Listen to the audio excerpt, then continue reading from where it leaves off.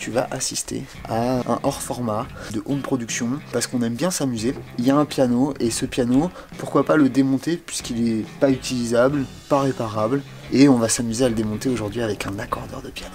Et ça c'est cool, il va pouvoir nous expliquer tout le inside et tout le outside, et voilà. Ok, Tommy est arrivé, dis-nous un petit peu, Tommy, toi t'es accordeur de piano alors. Ouais, accordeur réparateur. Ouais. Ok, dis-nous un petit peu ce que t'en penses, qu'est-ce qui est cassé, qu'est-ce qui va plus là-dessus, vite fait. Alors il y a quelques marteaux qui reviennent pas déjà. Bon, après c'est un cadre en fonte donc tu sens qu'il peut quand même tenir dans le temps. Les mécaniques sont très hautes là, au niveau des touches. Ça c'est signe que c'est début du XXe siècle quoi. Donc c'est un peu signe de fragilité quand même. On sent que les feutres et les tampons ils ont bien vécu. Alors les chevilles, ça faudrait les essayer avec les mécaniques. Le bois après qui est derrière il est très important et ça c'est chaque modèle il dépend de la qualité du bois. C'est pour ça que des fois on a des modèles qui valent très cher parce que c'est du bois exotique ou des bois qui vraiment ont une acoustique très particulière. Donc là c'est piano un peu cheap quand même hein. Tu sens que 20e siècle, industrie, on commence à faire les pianos en masse. Bon, après c'est un modèle qui devait bien tenir à l'époque là. Mais, L'idée c'est que maintenant Tommy va nous dire comment on peut commencer à le démonter. On va aller chercher les outils et on va se démonter ça pour voir si on peut récupérer le cadre en fer et en faire un nouvel instrument. les mécaniques qui viennent d'un coup. Hop là. Donc là voilà, on a tout le jeu des mécaniques. C'est beau. Tampon, marteau. Qu'est-ce que t'as fait, Jeff? T'as enlevé un bout qu'il fallait pas là, c'est ça déjà? Non, mais ça se connaît hein. Non, mais je l'ai pas cassé. Hein. Et chaque touche s'enlève. Ah, trop fat. Ok, là, chaque touche s'enlève chaque comme touche ça. s'enlève doucement. Voilà. Faut les garder dans le même ordre. Donc après on peut voir vraiment la touche avec le plomb pour équilibrer tout le bois. Donc on peut voir qu'il y a vraiment les touches qui sont dans un sens qui penchent vers la gauche ici et là qui penchent vers la droite. Comme le cadre en fonte il est solidifié à deux endroits, il y a un espacement entre les marteaux, donc un espacement entre les touches. Bah Tommy va nous expliquer un petit peu qu'est-ce qui se passe avec les marteaux et les étouffoirs et les pédales aussi. Du coup quand on appuie sur la pédale de droite,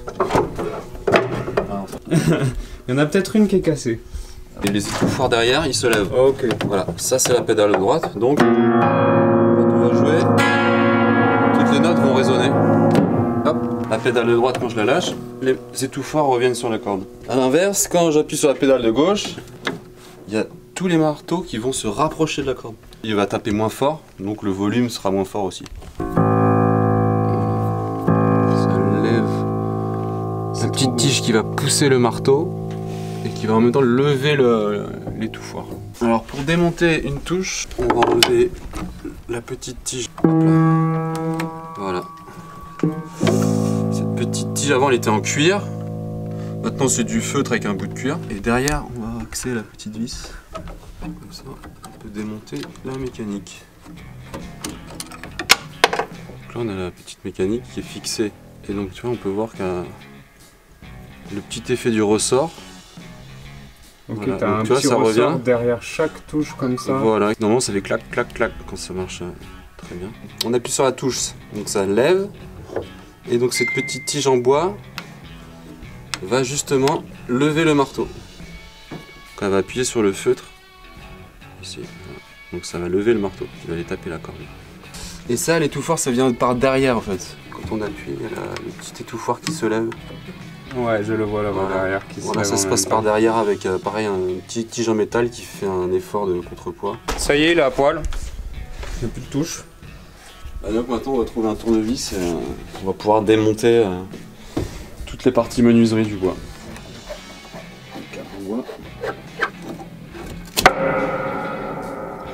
Et pendant ce temps-là, on peut voir une position très très décontractée. Et c'est quoi pour toi les meilleures années pour les pianos? Pour moi, je Est-ce qu'il y a une dirais meilleure années année 20. Donc vraiment ceux qui ça y est commencent à avoir 100 ans là, c'est des bons modèles quoi. Et il y a encore des très vieux pianos, plus vieux que ça encore qui Ouais, sont en ouais, état, ouais. Bah après, moi j'aime moins comment ils ont été conçus. Donc par exemple, ils ont pas été conçus pour les accordeurs parce qu'ils sont gênants pour remettre le tampon pour étouffer les cordes et accorder. Alors piano après 1900 justement ils sont plus accessibles. Voilà, les mécaniques sont mieux pensées. Après vraiment voilà, début du 20e, c'est là où il y a toute la qualité. Voilà, ils ont choisi les bois parfaits. Ils sont vraiment à la maturité dans les années 20.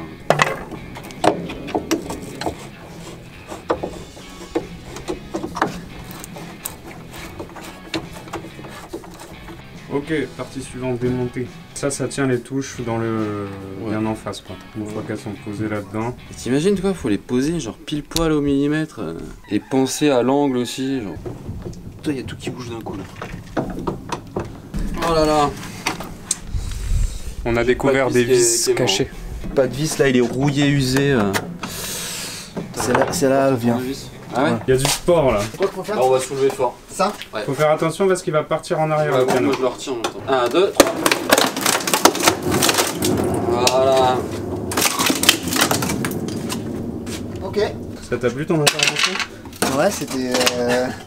Là, tout d'un coup, j'ai l'impression de lui avoir fait mal quand même. Voilà. Putain, c'est trop Voilà, beau. babe.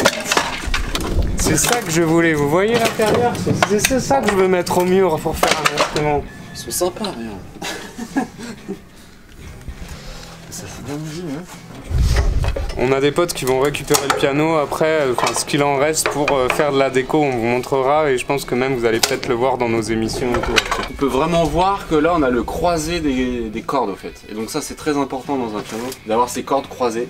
Donc on a les basses qui montent vers la gauche et voilà, médium aigu qui sont sur la droite. Avant on avait aussi une seule table avec toutes les cordes à plat dans le même sens. Ça, le cadre il bougeait trop. Il y a trop de tension dans le même sens. Il y a plus de 3 tonnes de tension dans un cadre en piano. Et d'avoir toutes les cordes dans le même sens, ça faisait bouger le cadre. Donc là d'avoir fait un croisé, voilà, c'est plus solide quoi. Ce qui va rester c'est le cadre en fer plus le bois qu'il y a juste derrière. Bah, ça dépend ce qu'on veut garder. On peut garder que la structure métallique. Après du coup elle aura pas une résonance. Sinon on garde la caisse de résonance.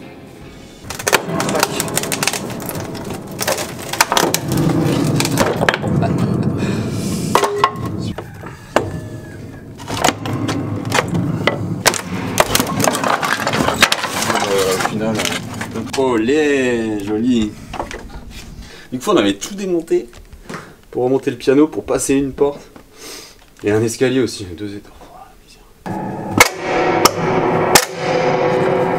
Il crie le piano quoi. T'entends la caisse de résonance dedans.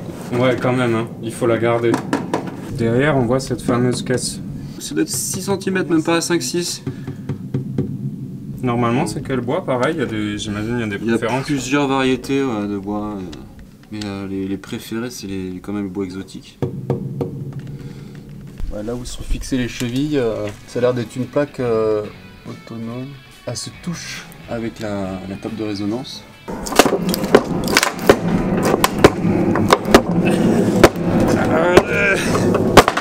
Voilà. Ah, t'as pas tout, non? Et un mur en moins. Mais j'ai pas tout eu. Un peu forcé là. Et de la bonne colle à l'époque. Donc ça y est, on a toute la table d'harmonique là. Maintenant, à savoir qu'est-ce qu'on enlève encore et comment vraiment faire un instrument viable où on puisse taper dessus quand même. Les cordes elles sont triplées pour avoir le même volume sonore qu'une seule corde. C'est pour ça que là il y a 3 cordes.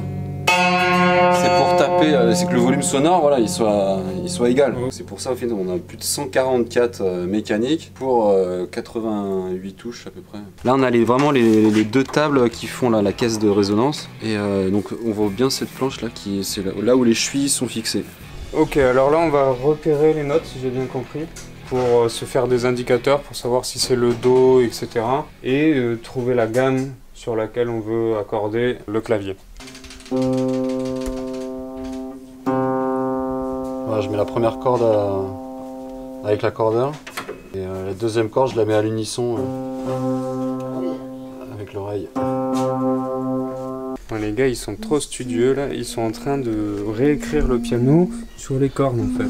Ils redessinent. Ah, Do, il est là le Do. Ça fait quoi comme une corde de piano lâche? Faut faire pas que ça arrive. Après un long moment, Tommy a enfin presque accordé le piano. On a trouvé un nouveau stratagème encore mieux, on est en train de mettre ces petits trucs là pour bloquer les notes dont on n'a pas besoin. Du coup on n'aura plus qu'à les enlever, les mettre où on veut pour faire nos gammes.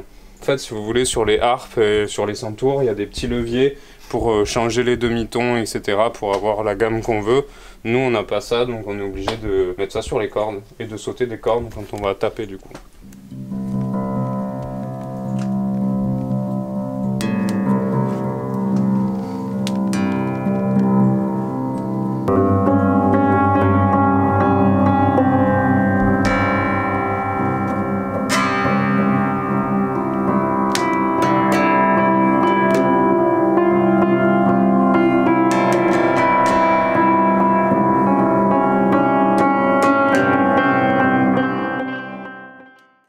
Bon et ben trop cool, merci d'avoir été avec nous. Je vous invite à vous abonner, je pense qu'on va faire plein de petits trucs avec cet instrument. Il va ressortir dans d'autres vidéos, c'est sûr même. Merci à Tommy pour toutes les explications, c'était trop cool. Et à bientôt dans une prochaine vidéo.